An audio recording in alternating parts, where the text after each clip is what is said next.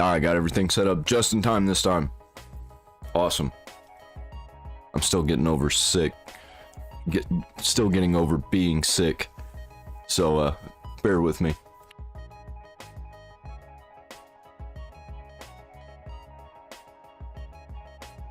Almost ready.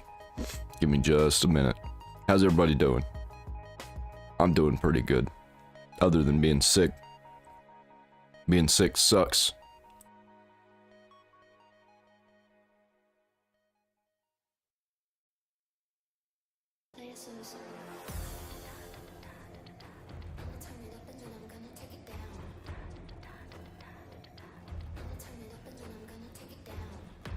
Alright. About ready. Gonna get to the show.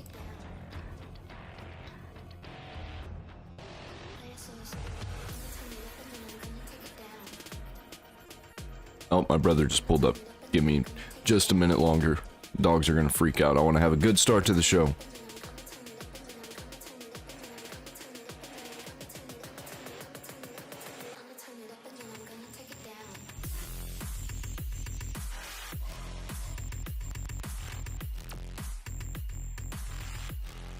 We're not going to talk about a whole bunch of bad stuff today. We're going to talk about some good stuff today.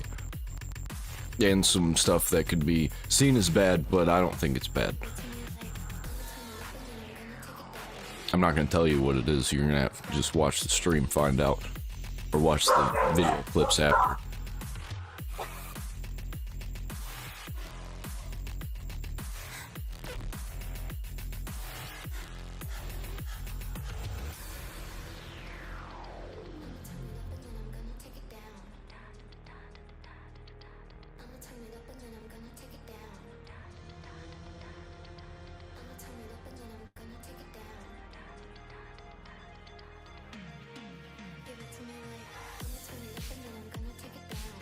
Any minute now. Just gotta let them get in the house. You know what? I think we can go ahead and go. I've got PayPal down in the description if you want to donate to me. I've got Super Chat, Super Thanks, Rumble Rants, any of those things if you want to donate to me that way. I've got a new show coming out in about a month called Bebop and Melvin, where I go over movies and shows and cartoons that I liked whenever I was a kid. And it's gonna be awesome. Let's kill this music.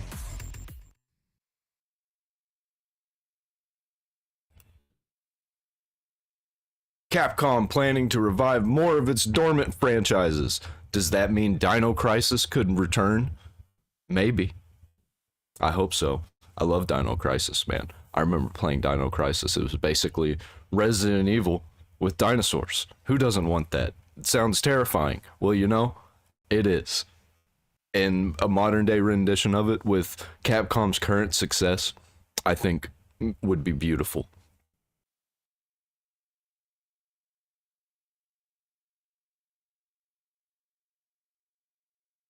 Capcom has confirmed that the publisher plans to revive more old, dormant video game franchises after recently announcing a new Okami and Onimusha. That sound you just heard was thousands of Dino Crisis fans around the world gasping at once. That I've already been on board with Capcom. Right now, I think they're the top AAA gaming company, legacy gaming company. Because they're just doing so much good stuff. Have they messed up recently? I know they were messing up for a while. But here with these remakes, they've been doing good. Been doing good stuff. Especially with Resident Evil. I hope they remake the Resident Evil 1. On December 12th during this year's Not Too Bad Game Awards. Yeah, it was not too bad. Capcom announced Onimusha Way of the Sword. And revealed that an Okami sequel was in the very early stages of development. Both reveals were big surprises. You damn right they were. I love Onimusha also. I forgot that was also Capcom. Onimusha 2 was specifically the one that I played. Capcom hasn't published a new Okami game since that weird DS spinoff. Okami did. I didn't even know that that was a thing. In 2010. Meanwhile, it's been almost 20 years since the last proper new action-adventure, Onimusha. That last release was 2006's Onimusha Dawn of Dreams on PS2, so seeing both franchises get new sequels announced in 2024 was unanticipated to say the least. And Capcom isn't done bringing back old franchises. What franchises you think? Ooh, some old Monster Hunter ones. The PSP ones were good. Those were the ones that I played the most. That's when I first got on board with Monster Hunter, was on the PSP. It's kind of different now, but kind of the same.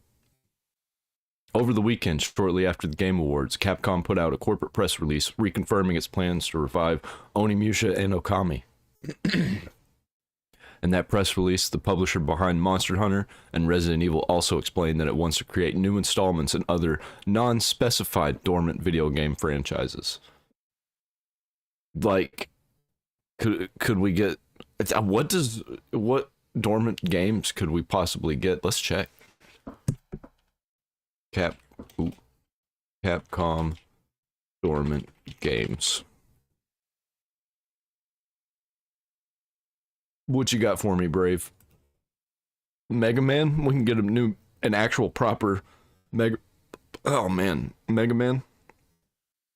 Or get a new Mega Man X game. That'd be amazing. Breath of Fire? Yeah. Marvel vs. Capcom. We haven't had one of those in a while. When was 2017 was the last one. Get a remake of the old Marvel vs. Capcom games. Darkstalkers, I don't think I played that. I might have. I've played... God Hand would be an actual crazy one to drop. Doubt that would happen.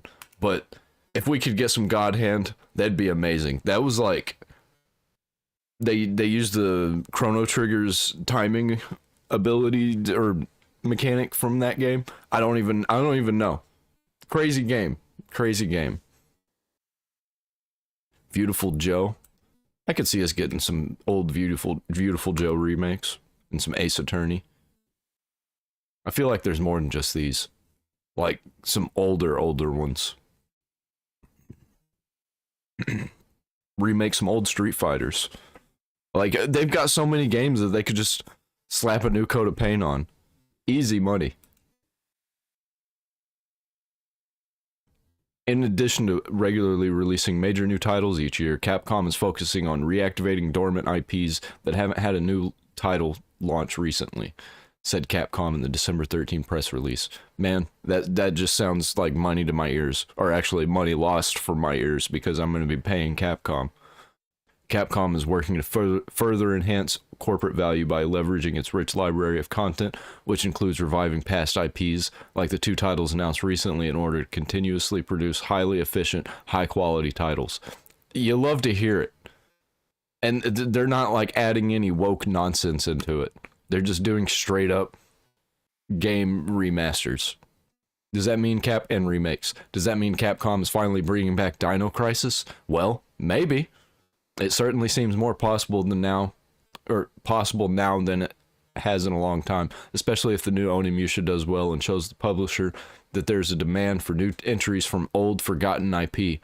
That you damn right there is if you do it right. There's demand for any good game. Some evidence has pointed toward Capcom at least being open to making a new Dino Crisis. So while we don't have any specific announcements yet, I think the possibility of a new Dino Crisis is more likely now than ever before. That's something, right? That is something. That's a whole lot of something. I would love to see a new Dino Crisis with new gaming mechanics. Same with any of their old games, really. Just put new game mechanics on their old games. That sounds like I'm gonna be spending a lot of money on games. And hopefully not all of them will be like full new game remaster $70 AAA releases. Hopefully some of them will be like $30 so I can get more of them. But if they want to make full AAA releases, go for it. Is that everything? Yep. That was the whole article. Well, hell yeah, man. Good for Capcom. This is the kind of stuff I want to see. Game companies that keep failing, Ubisoft, just remake your old games and do not put woke stuff in it. That's like literally all you got to do. If we get some Assassin's Creed 1 and 2 remakes and just like exactly how they were, just with updated mechanics, people would be perfectly happy to spend full price on those games.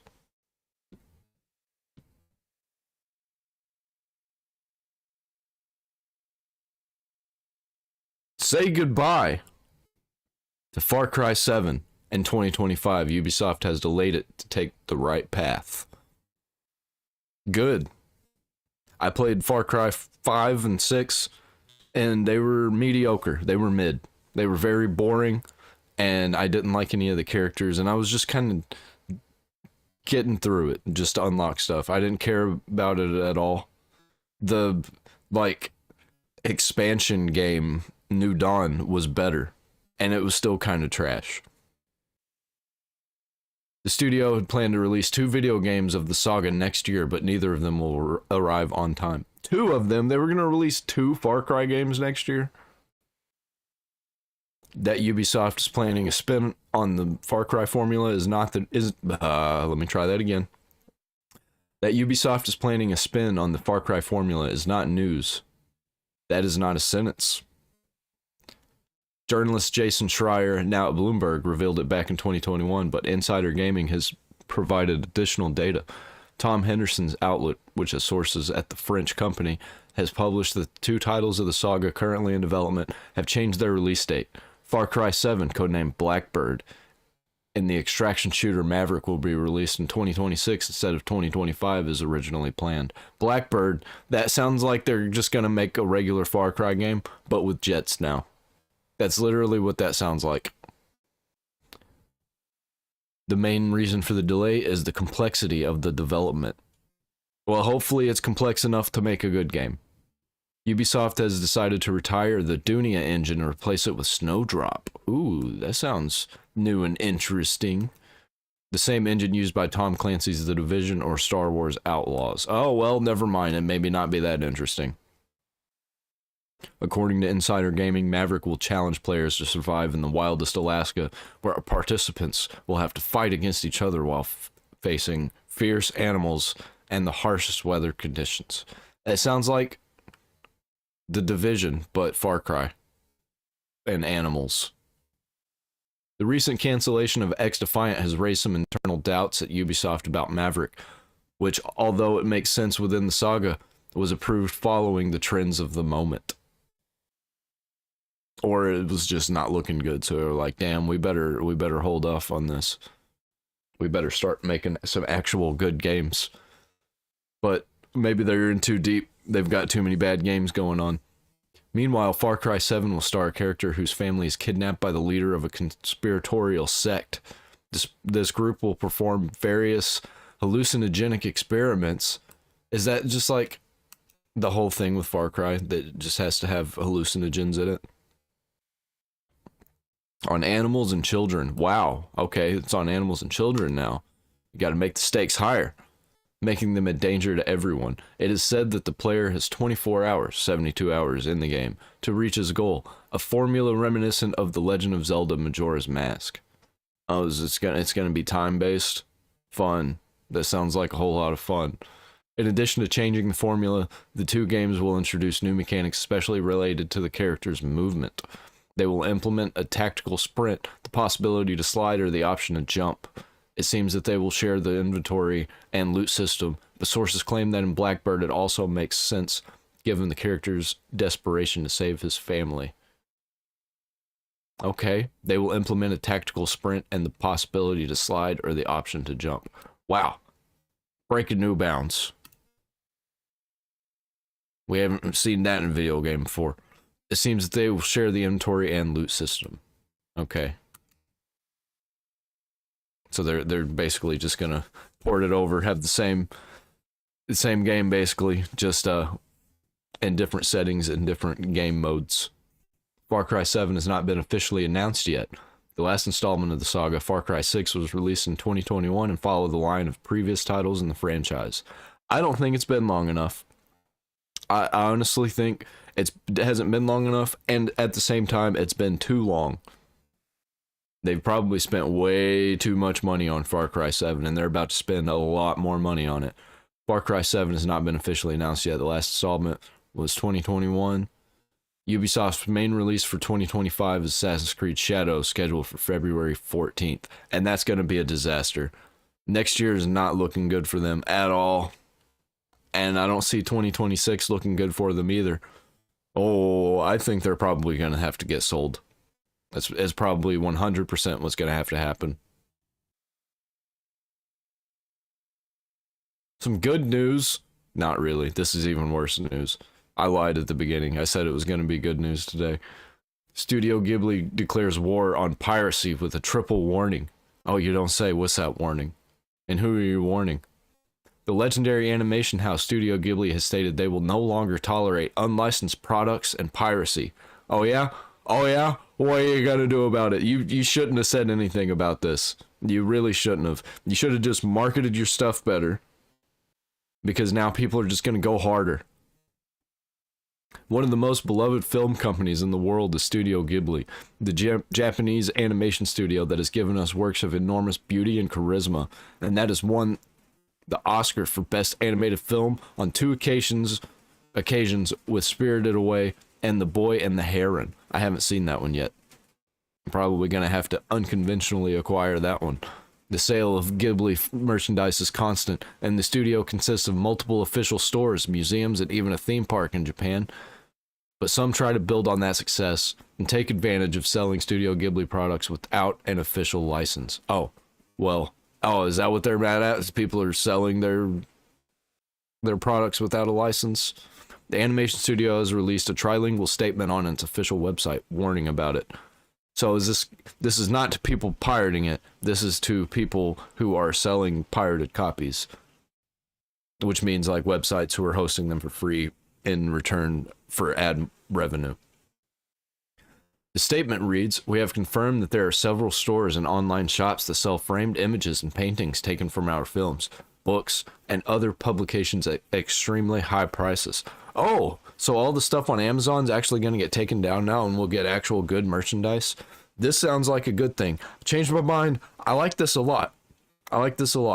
This is like cracking down on people selling t-shirts for your band outside the venue. Can't be doing that. Like, I respect the hustle personally, but like the companies have every right to stop you. Statement reads, "We have confirmed that there are several stores and online shops that sell framed images, blah, blah, blah. These products are unauthorized reproductions that infringe on Studio Ghibli's copyrights and other intellectual property rights. Please be advised that Studio Ghibli has not authorized these activities and intends to take strict action, both civil and criminal as applicable." Okay. Yeah, they have the money to do it. They're like the biggest animation company in Japan. So, yeah, don't be selling their stuff illegally on Amazon and eBay and stuff and other websites, except maybe Temu and Alibaba and all those ones that are Chinese, because I don't think, good luck suing somebody from China. Just saying. Ghibli is clear against piracy. Studio Ghibli continued in the statement by noting that all of Studio Ghibli's works were created and produced by many people involving years of hard work. True, and hard talent. We release our films globally, and the films and their characters are beloved by people around the world. Also true. I think that everyone should be letting their kids watch almost every Studio Ghibli movie. At least time it as they grow up. Do not let them watch Grave of the Fireflies when they're just a little child. However, the sales of unauthorized copyright infringement products devalue our global image and are nothing more than unlawful sales that cannot be overlooked. Yeah, and they're trash. I've bought some of these unlicensed items like plushes and just figures like statues, posters, metal signs, and they were all garbage. And it's not just Studio Ghibli, it's like every anime. And Amazon is just, you can't find good stuff on there anymore because it's all just cheap garbage from companies that just shit out products. And that's going to conclude the articles portion of the show. I'm going to move on to a reaction video. Sun Grand Studios. I'm not worried about Mass Effect 5 rumors hiding woke content from gamers.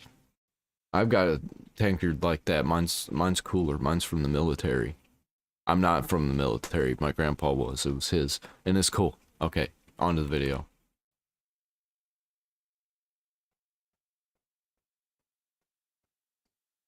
Hello. Thank you for joining me. My name is Jarrell. Today we will discuss Oh, the topic of the oh, Mass Effect 5 leaks hey, bro. regarding woke content that will be His green screen's freaking me out. My, I might have to fix that real quick. How do I fix that? Okay. If I go into here. Nope, that's not it. I might just have to fade for a while. Or wait, no, I have the solution. There we go. I'm just gonna have to watch it in this version of the window. hidden from the player. They'll be left out of the game upon launch and added in later in patches and updates. I'm not worried about that. My position on that is it's not a big deal. I'm not worried, and in the video I will explain my reasoning why. So, first, we need to be clear about the definition of what woke is. Everyone seems to have a different perspective and a different thought on what that is. But here's what woke Gay and trans stuff. really is.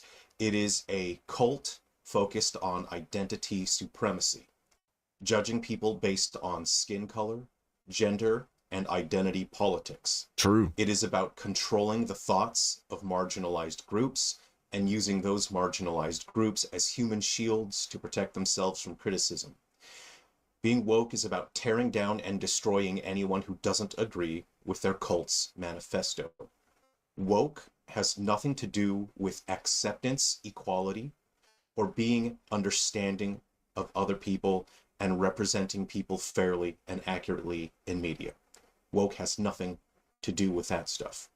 2024 has shown us and proven that people being attacked, the average everyday consumer, you and me, we are the actual ones who practice tolerance, understanding, and acceptance. And we are trying very hard to be tolerant, understanding, and accepting. But the woke cult is really trying our patience. So, regarding So I'm just not gonna buy their stuff. I'm not gonna buy into it, and I'm just gonna keep doubling down on all the stuff that is against it, even if it's full on anti at this point, because it's getting ridiculous. the Mass Effect 5 situation, we saw leaks from Reddit, someone claiming to be on the development team with BioWare. They said that woke content will be hidden from the game upon launch and added in with patches and updates. And my position on that is it's not a big deal. I am not worried about that. Firstly, it's not verified. We have no proof that these claims What are you talking about here? I didn't hear about this, where they release a game normal and then put the woke stuff in it. Good luck with that. That's gonna straight up like kill all of your good faith that you have left, if you even have any left. I think at this point people are just trying it just to see if how bad it is. are genuine. And secondly, if they did that, it would do far more harm than good. It would take so much extra work to implement all of that.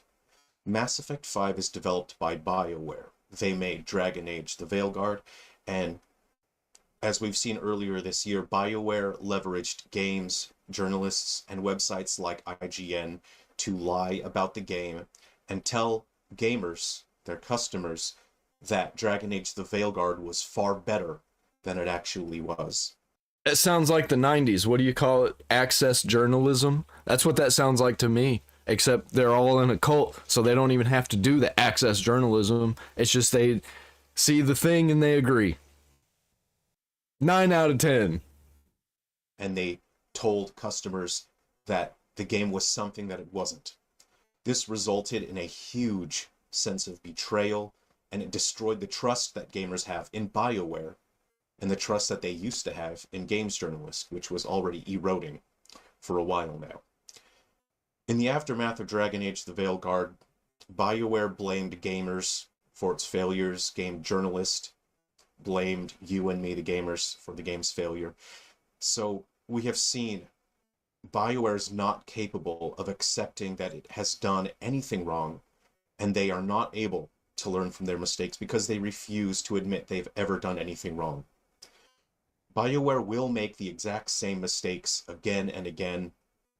They will grow more hateful and resentful toward you and toward me, the actual gamers. 100% correct. And Mass Effect Andromeda already burned me. So, like, I was already not on board with this, already not going to buy it. I'm just going to make fun of it like everybody else. And it's going to be great, and I can't wait. Gamers. BioWare's leadership says that they don't care about sales. They don't care whether or not gamers actually like or buy the games. They only care that games journalists pat them on the back, that they get likes and retweets on Twitter, and that they receive arbitrary numbers from games journalists as a participation award. We have seen other development studios. Well, you can't make a living that way. We'll see how that works out. In the same cult as BioWare's leadership say that their intention is to upset gamers, to make games that piss off gamers because they want to own us. And you'll have to pardon me, I'm not a child, so I don't understand what that means. If you loved Dragon Age the Veilguard, you will love Mass Effect 5, and there's nothing wrong with that. There's no reason to get riled up or worried about Mass Effect. I disagree. I think there is something wrong with that. But let's continue. 5 or any of the news coming out about it.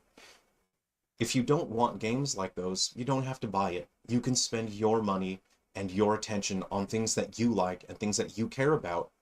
And in general, you'll resonate with things that are made by people who don't hate you. I'm not worried about Mass Effect 5. And here is why. Recently, my close friend and mentor has gone into chemotherapy, and he likely won't survive it. I called him on the phone the other day, and I was able to say goodbye. We had lunch earlier this year. We met in the city, and walking away from that, leaving lunch, seeing him barely eat anything of the sushi that we had for lunch, I knew that that was likely it. That was the last time we were going to have lunch with each other. And he's not likely to make it out of chemotherapy. And I'm worried that he won't make it out. But I'm ready and willing to accept it. I'm not... This guy's super serious all of a sudden. ...worried about Mass Effect 5. What I am worried about is a very close friend of mine who is as family to me as family can get. His wife is struggling with dementia. It's difficult to watch, but I want to be there to help them and support them. But they live overseas.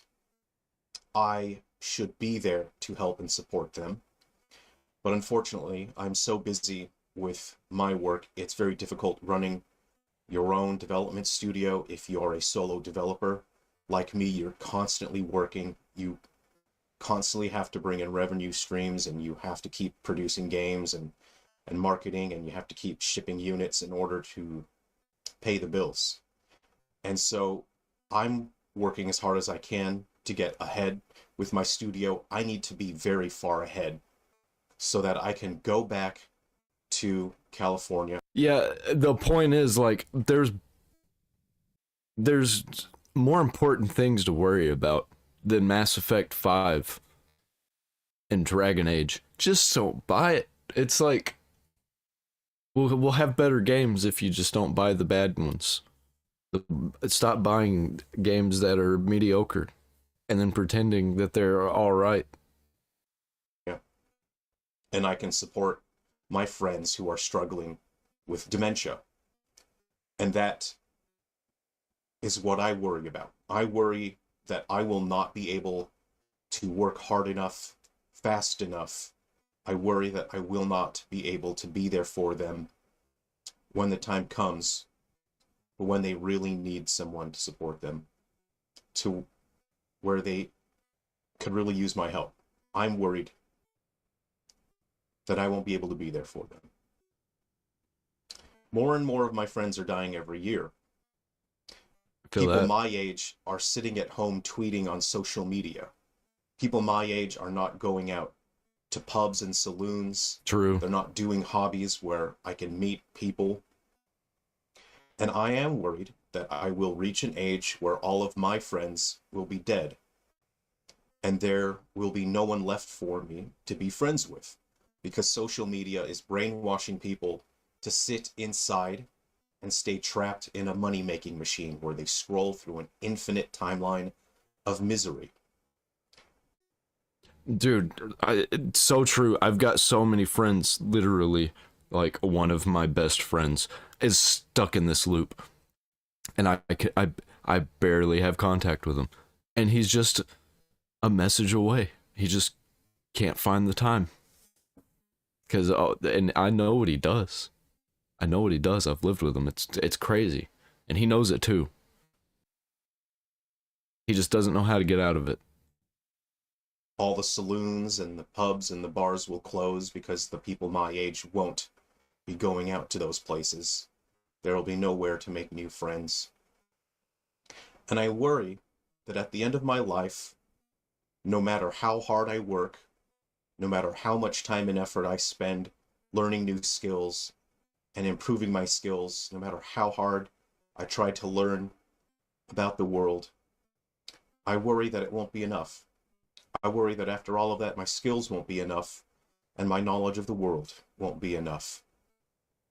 I worry that no matter how hard I try and no matter how much work I do, I won't be able to do enough to help other people grow into well-adjusted, intelligent, and well-meaning adults who are understanding and accepting of other people.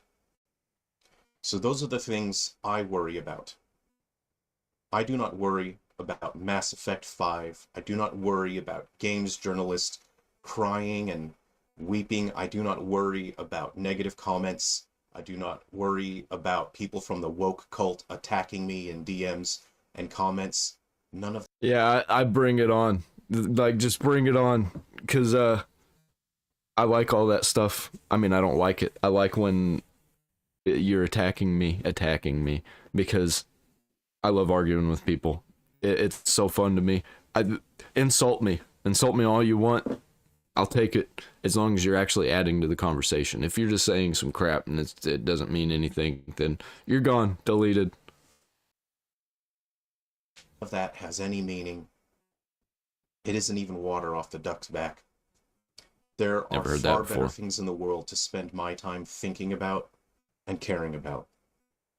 I want to thank you for spending some time with me today. I want to thank you for listening. Find something to care about. Don't worry about all that garbage. That means nothing. Find what's important to really worry about. If you'd like to see a video that is fun and positive, you can click on this. This is my video where I rank Santa's reindeer based on power level, and I assign them a tier on the tier list based on their power scaling. I had a lot of fun making this video. I was making up all this stuff on the spot as well, so I hope you enjoy that. Please have fun. Take care of yourselves. We'll talk again soon. Be well. I hope Mass Effect 5 is just completely mediocre, and I hope that BioWare and Ubisoft and EA and all of these companies, what is it, Konami, I hope they all just crash and burn, because they already are crashing and burning. They're just still tumbling down the hill. And when they get to the bottom, they're going to explode, and then China's going to buy up the scrap metal. And I can't wait to talk about it and make a little bit of money on the side.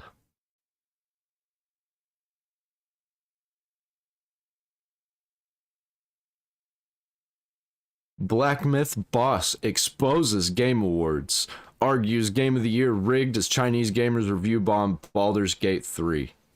What? Why would they be review bombing Baldur's Gate 3? What's the point of that? Hey. Don't you...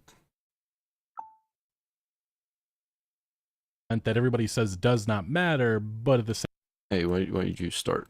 The Game Awards is very much an event that everybody says does not matter, but at the same time, everybody's still watching, and very much those that work within the industry are there at the event.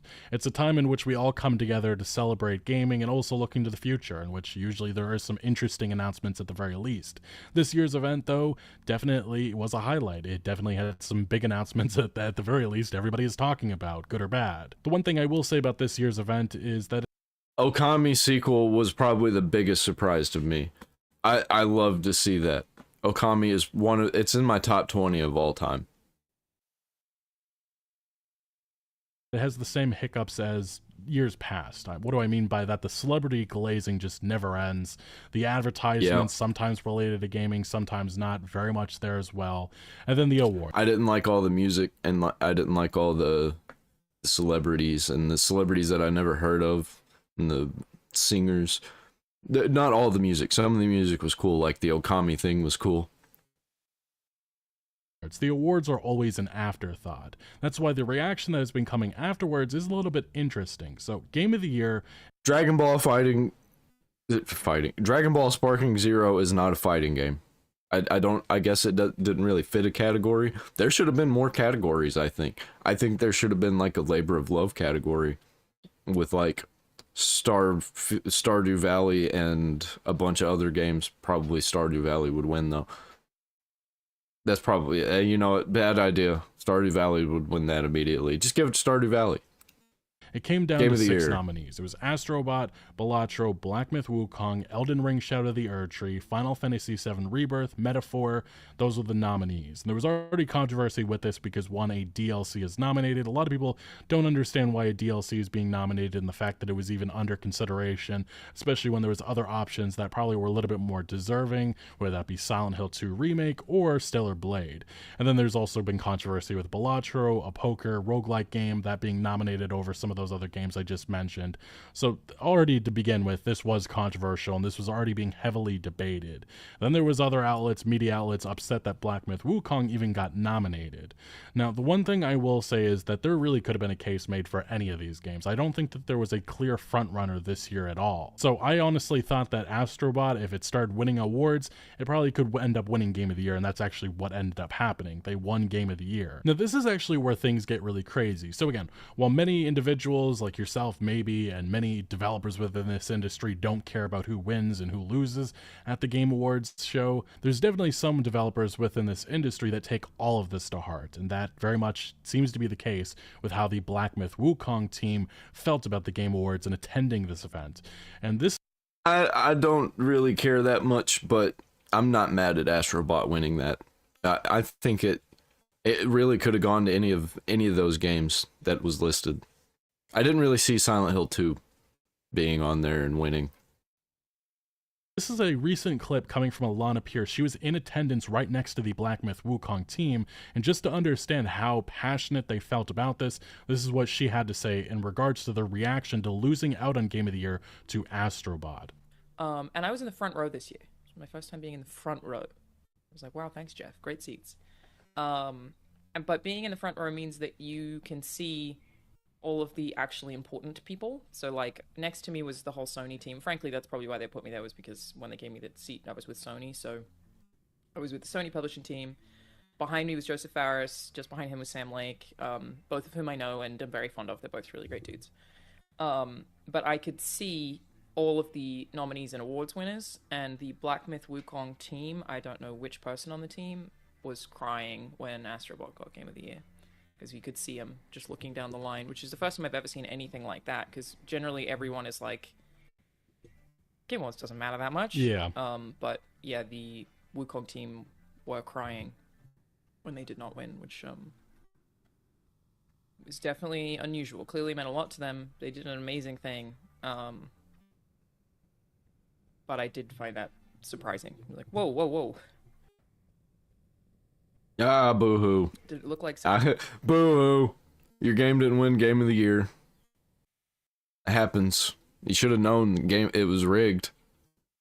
Like, it sucks that they were sad about it, but like, man, it's I don't get when people get all hyped up about awards shows and being on an awards show. I guess it's kind of a big deal for a small company, but like, if I was, as a small creator, if I'm invited to a creator show, I'm gonna be trolling because it's not real and it's all rigged. And we knew it was. Celebratory crying? No. They were upset. Definitely upset that they didn't win. Which is also fair. But it was still just surprising, is really all I'm saying. Yeah, again, this just goes to show that some people coming into this event, especially they flew all the way from China, this meant a lot to them. This meant actual legitimacy. And say what you will about the Chinese gaming market, but it has been kind of just an afterthought, especially with a lot of the mobile slots. I don't think that this even mattered for their legitimacy. I think that they are legitimate now. People see them as legitimate. Maybe they themselves don't see that, but like, if they release a second game, 100% they're solid. If they release another game and it's a 10 out of 10 or even an 8 out of 10, they're solid. Flop that has been coming out of that market for so long. This was the first, heavy-hitting single-player premier experience. It was a big moment, and I can understand why the Black Myth Wukong team were dreaming about taking home honors at what they view as the premier event for Game Awards. And yeah, some of the reactions, again, get a effing grip. I don't view it that way. They're passionate. They really wanted this award, and I guess I can understand how some people in attendance were like, oh, why are they reacting like that? But again, it's just some developers are really passionate about this stuff. I guess I just view this. And also, like, I bet they did not expect to be even nominated. The fact that they were even nominated meant so much. But also, they're Chinese developers. I don't know if I really want them to be owning our gaming scene. They really shouldn't be. But I think they deserve it if our games are just going to be woke garbage. This is a moment not to. Maybe China's behind that too. Maybe that's the plan. They've infiltrated through Tencent and companies like those. Mock them pretty much. But this ordeal very much continues because, as reported by MP First, Black Myth Wukong's studio CEO wrote Game of the Year acceptance speech 2 years ago, questioned selection criteria of the Game Awards. So yes, the Black Myth Wukong CEO, the boss, very much is calling the process into question. This report goes on to mention that, I believe this is on Chinese social media, the Game Awards this year coincided with a major update for Black Myth Wukong. This is again coming from the company's CEO. For me personally, this project, I think if it would have actually been based on player choice, then it would have gotten it. Didn't it? Didn't it win player's choice? That spanned 7 years has officially come to an end. The 4 nominations, Best Action Game, Best Art Direction, Best Game Direction, and Game of the Year, were a first for a Chinese game. Ultimately, we took home Best Action Game and Player's Voice. Especially winning Player's Voice was gratifying. And this was a monumental success, say what you will, for the Black Myth Wukong, their launch and everything. They won the actual Game of the Year. The Player's Voice is the actual Game of the Year award. Let's be real. 2 million players at launch, that's just insane, and that shows the interest. And I get it, I understand a lot of people are going to say it's just from China a lot of those players came from, but there was still about 200,000-300,000 in the West and East and other places outside of China that were there day one. That is a massive launch for a single player adventure game like this, and it was a big moment for the Chinese market within this industry, a breakout moment, you could argue. And they did in fact take home some hardware. Best Action Game, this is again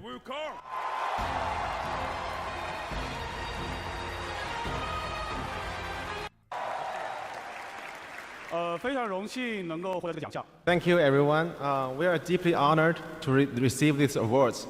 A heartfelt thanks to every player. It's you who brought the tale of wisdom and courage rooted in Eastern mythology to life on this stage.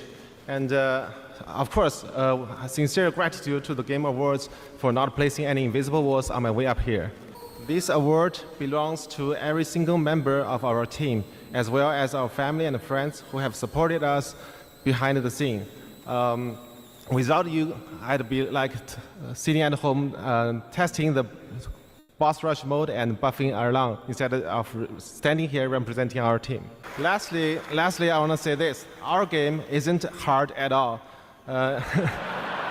It's perfect for players new to action games. Trust me on this. Thank you. Yeah, and like I said, there's squealing within that's the audio of the Game Awards for those watching and weren't watching live. It was annoying, but I will just say that this was a very important moment for them, and I think that they maybe assumed that after winning some of these awards, Best Action, Game Player's Voice, that maybe this was an indication that they were going to go on to win Game of the Year, and obviously that's not what happened. But the CEO's remarks goes on to mention that yet, I must admit, there's a sense of loss and regret more than anything, though there's a letting go of illusions. The games nominated this year were all exceptional, but honestly, I still can't figure out what the criteria was for Game of the Year. I feel like I came all the way here for nothing, and that's crazy. And yeah, you should have expected that, man. You shouldn't have come all the way there expecting to win. 2 years out expecting to win. Like, you got a little bit too big for your britches, and you didn't realize that there were some other games coming out that were going to be super huge. Like, honestly, didn't Space Marine 2 come out this year? I think it could have got Game of the Year over Wukong. the CEO mentions how he has seen a lot of strong dissatisfaction and frustration in players' comments, which he says were expressed humorously or ironically. We've seen it transpire with a review bombing of Baldur's Gate 3 on Steam, and that actually is indeed something that has happened. And this is all because of these remarks coming from Larian boss Sven Vink. It got mistranslated, or I guess the sentiment, just Chinese audience didn't understand it, but it was actually a powerful moment in which Sven Vink really called out the AAA gaming industry, a lot of publisher greed. And Sven Vink pretty much said this: the Oracle told me that the Game of the Year The Chinese, I always got getting it backwards, doing everything backwards. Left and right is right and left when you're talking about unscrewing stuff. 2025 next year is going to be made by a studio who found the formula to make it up here on stage. It's stupidly simple, but somehow it keeps on getting lost. The studio makes a game because they want to make a game they want to play themselves. They created it because it hadn't been created before. They didn't make it to increase the market share. They didn't make it to serve the brand. They didn't have to meet arbitrary sales targets or fear they'd be laid off if they didn't meet those targets. Again, a very powerful moment against the AAA games and gaming industry, and this is something that Sven Vink has been voicing for the last year or so, since Baldur's Gate 3 became kind of like the new standard, which is really an old standard. But yeah, the Chinese audience, very much the sentiment, just maybe it was mistranslation or something, but yeah, there was a review bombing on Baldur's Gate 3 Steam page by Chinese players, and as it's what do the crazy hieroglyphics say? I want to know. What are they mad about? explained here, for many Chinese users, Vink's pre-award speech, which emphasized creating games not just for profit, was seen as hypocritical, almost as if it was directed at Black Myth Wukong. This backlash, however, appears to stem from a poor translation of Vink's speech, which led to misunderstanding. They're destroying all of their good faith with Americans because they're being... you know what? I'm going to stop being racist. The tone and sarcasm in his comments were lost in translation, causing confusion among viewers, thus the review bombing. Although some have suggested that the negative reviews from Chinese users were due to a poor translation of Vink's words, which failed to convey the sarcasm in his remarks, the situation remains noteworthy. And again, the other remarks that he said in this pre-award speech to Game of the Year, in which Vink was given a little bit longer because last year, again, that infamous "please wrap it up," I guess Keighley wanted to make it up to him. But furthermore, the people in charge forbade them from cramming the game with anything whose only purpose was to increase revenue and didn't serve the game design. They didn't treat their developers like numbers on a spreadsheet. They didn't treat their players as users to exploit, and they didn't make decisions they knew were short-sighted in function of a bonus or politics. They knew that if you put the game and the team first, the revenue will follow. They were driven by idealism and wanted players to have fun, and they realized that if developers don't have fun, nobody was going to have any fun.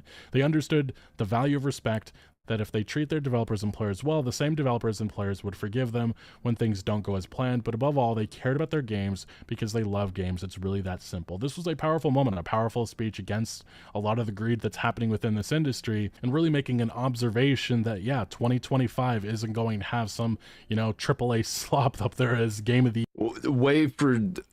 Way to go, China, for saying, hey, our games companies don't care about the players, they don't care about developers, and they're only for profit.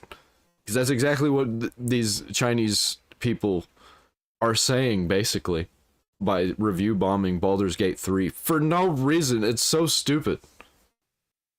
the Year nominee. It's going to be a passionate team that gets nominated, which I very much agree with. But unfortunately, obviously, I think some of this got lost in translation, and some took it as a direct shot at Black Myth Wukong, and I guess I could somewhat understand that. But getting back to the CEO's remarks, again, he had a lot more to say. He said, "I completely understand these feelings and share the frustration, because behind these emotions lies not pain or malice, but dignity and confidence.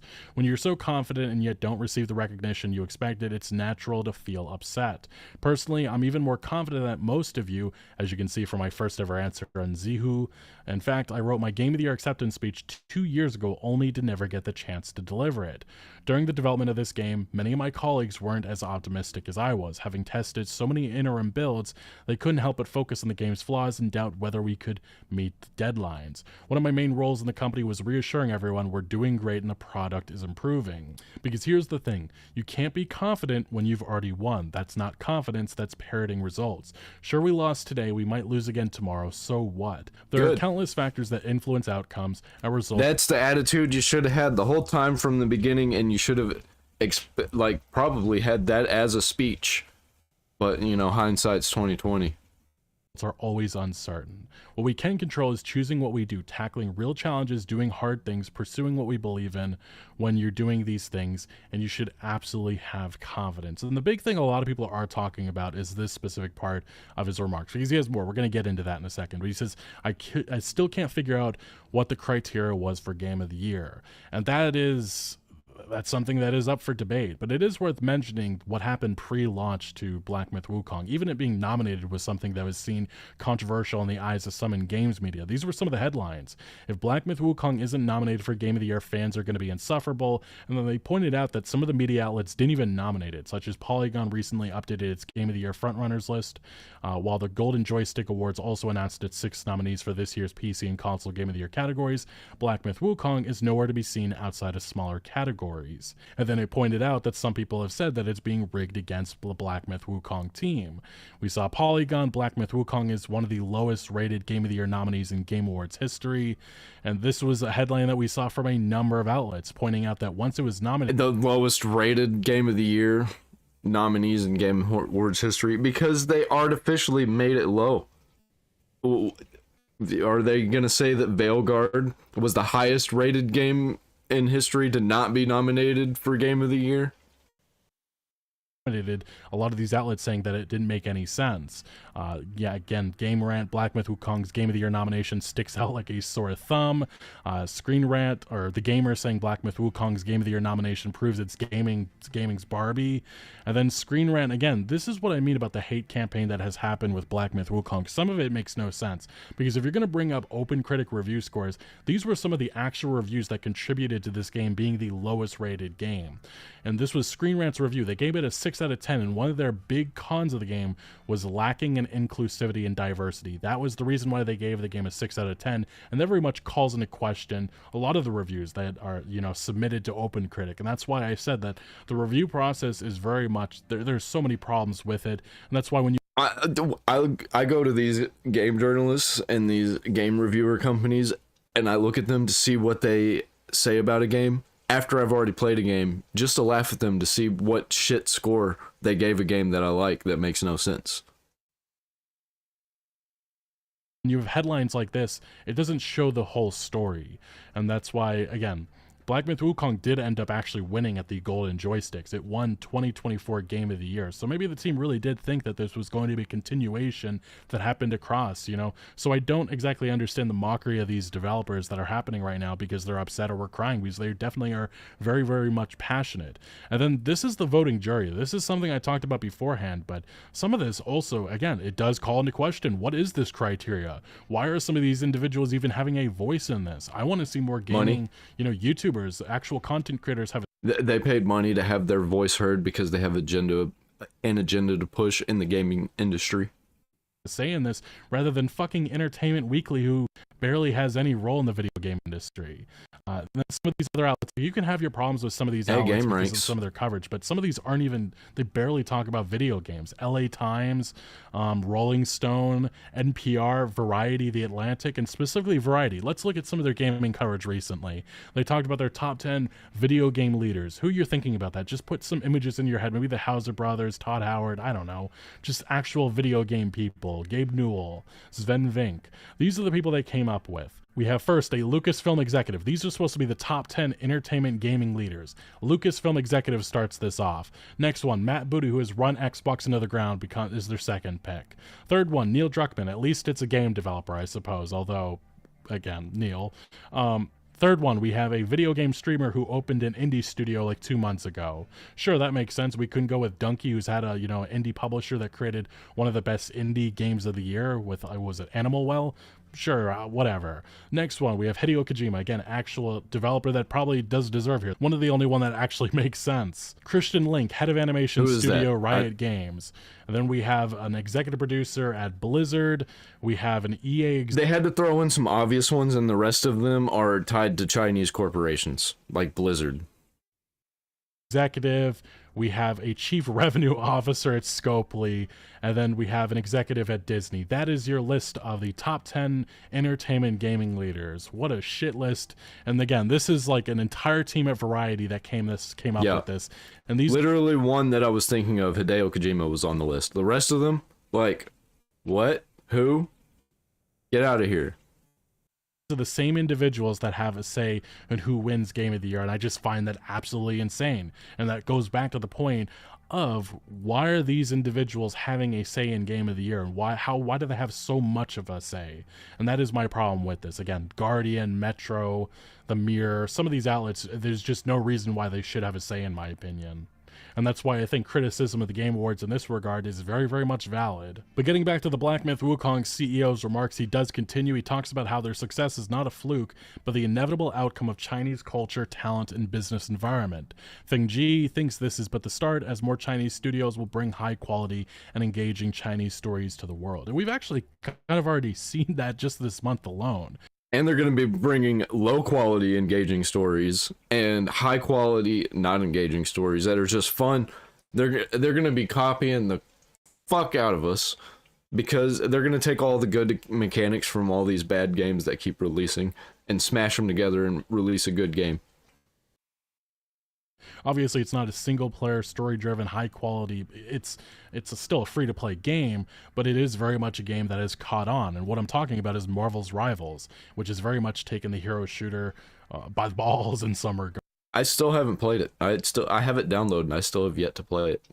I mean, 400, 500,000 players at launch. That is a huge achievement, and it does some great things that I think we're not seeing from other, Western studios. And it's bringing true competition to Overwatch, which I think at this point may be badly needed, especially with some of the recent content updates and really just the nature of Overwatch 2, which has disappointed gamers in a variety of ways. Evidence of that is just look at the Steam reviews, even the current ones. But yes, Marvel Rivals comes from NetEase, and that was a massive success story. Another Chinese studio, another Chinese success story, and hopefully we'll see more of that in the future. More high-quality experiences from markets that haven't typically done that, that's encouraging, and I want to see that. Whether that be China, whether that be India, whether it be wherever. But the CEO goes on to say that some have said that a team with no prior experience in single-player games achieving such success on their first attempt is rare, unrepeatable fluke. I'd like to say this was no fluke. It's the inevitable outcome of Chinese culture, talent, China's business environment, China's gaming industry, and gamers worldwide coming together. If we hadn't recognized this inevitability early on, we wouldn't have been so determined to make this choice. This wasn't a gamble, it was following the tide of history. Game Science is fortunate to have participated and witnessed the beginning of this tide. I believe many more peers will in the future bring high quality, more engaging, and more content. And that is music to my ears. More good games for everybody. I don't see why anybody wouldn't want that. And then he did end his rant on a good note, as it mentions here. Feng Ji acknowledges how the studio's ability to make and play games already makes them fortunate. In truth, just being able to make and play games already makes us incredibly fortunate. In this world, many people have never even had the chance to play so-called AAA games, never used a console or computer and feel lost, pained, or even despairing in the face of their circumstances, many are suffering from hardship and injustice. Precisely because of this, we must strive to create better games, ones that bring truth, goodness, and beauty to more people. I've always believed that the greatest value of good games lies in making happiness for more evenly distributed in this world. The road ahead is long, the winds is still fierce, the demons still arrogant, but we are always growing stronger. And he closes by saying he hopes the story of Black Myth Wukong can give some courage to those who are feeling lost and perhaps shed a bit of light for those still groping in the darkness. Then with a calm heart, we can all keep moving forward, which is I like this. I like that little speech that happened there. That seems like Game of the Year speech to me. Sounds good. And I can't wait for them to release more games, because I just think this company and this person is good for the gaming industry as a whole. It's a great way to end this, and I understand the frustration and again how passionate they are about this, and I think that's what this really is. It's passion, and I just don't understand the mockery that some people have been giving to some of these remarks and taking some of this out of context. And again, this sentiment that this event was, rigged against Black Myth Wukong, we've seen this from some popular streamers. Shroud is actually one of the most notable ones. He put out a tweet a while ago saying rigged, and he doubled down on this just the other day when Astrobot took home the honor, saying again it was rigged. And we have seen some people saying that the translation that again has been now going viral is not entirely. When there's that much money involved and that many corporations and publishers involved that have nothing to do with video games, it's rigged. Like, we knew it from the start. Anytime there's that much money involved. Accurate. As one Chinese user said, I will not let this Wukong slander go unaddressed. Within this, they mention that part of it where it may have gotten mistranslated, or the sentiment's different. They say the part of the article that mentions, I wrote the acceptance speech 2 years ago, with context read more like he's thanking players for the confidence and making a joke that I had even more confidence than you guys, cuz look, I wrote a speech that I didn't even get to use. He used those exact emojis, so it reads more like a lighthearted joke. At the end, he wrapped up again talking about the philosophy behind Black Myth Wukong and hopes that it influenced people in a positive way, which again I just brought up a second ago. So look, I do think that a lot of people need to understand that there are definitely some developers, some individuals that go to these events and they are passionate, they're hoping for a victory. And I understand that a lot of people, maybe including my I think that they should. I think you should be passionate about the thing that you're making.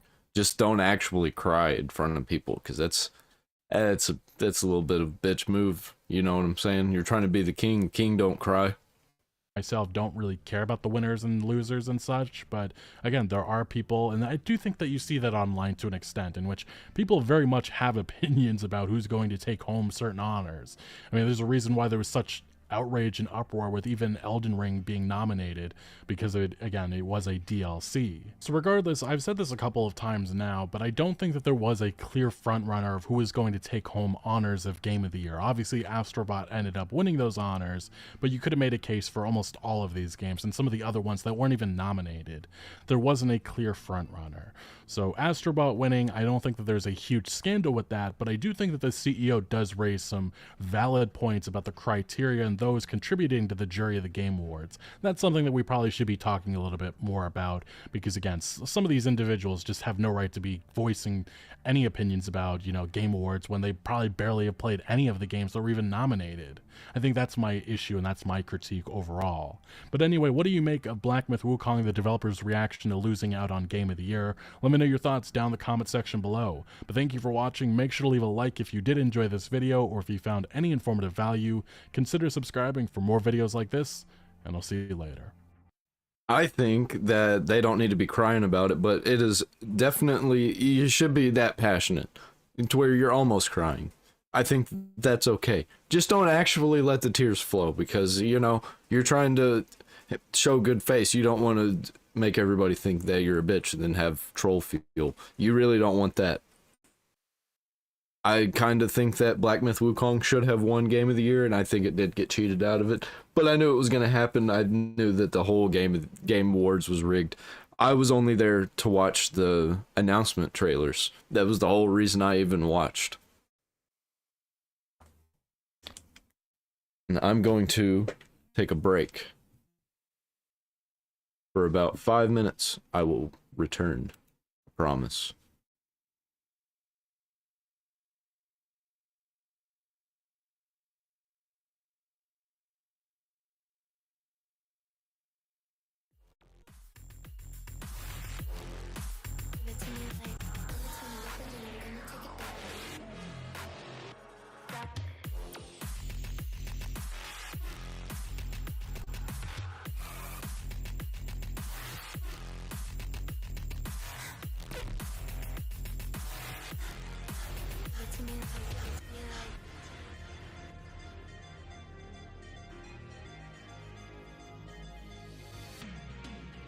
to me like, give it to me like, give it to me like, give it to me like.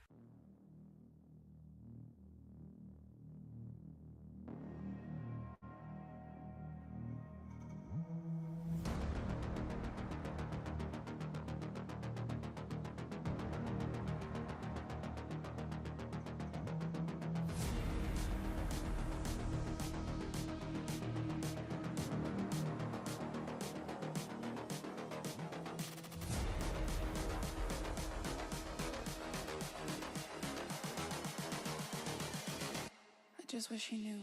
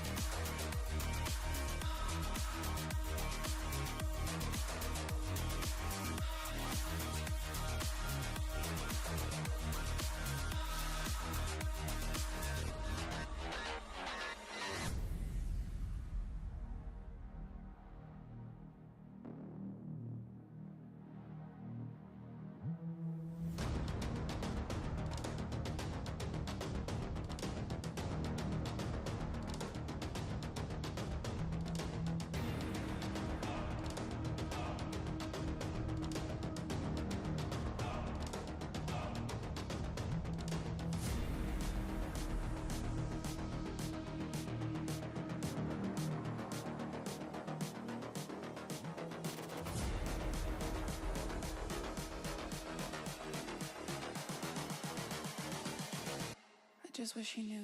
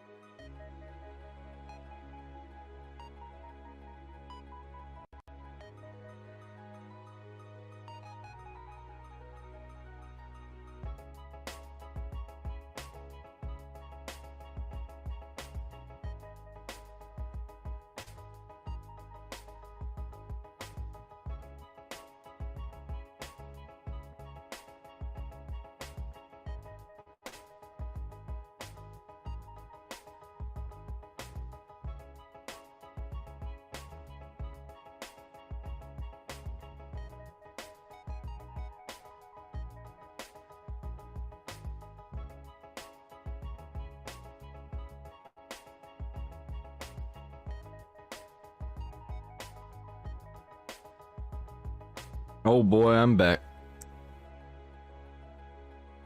And before we start the show back up, I'm just gonna say it again. I got PayPal down there in the description if you want to donate to me. I've also got super chats. Super thanks. It's like right there, right there. It says thanks. And I've got a new show coming out in about a month called Bebop Melvin. And it's where I talk about movies and shows and cartoons that I used to love and still do love that are probably terrible and don't hold up. But I'm gonna talk about that, whether they hold up or not, and the history a little bit. Let's get back into the show. I'm gonna turn off this music.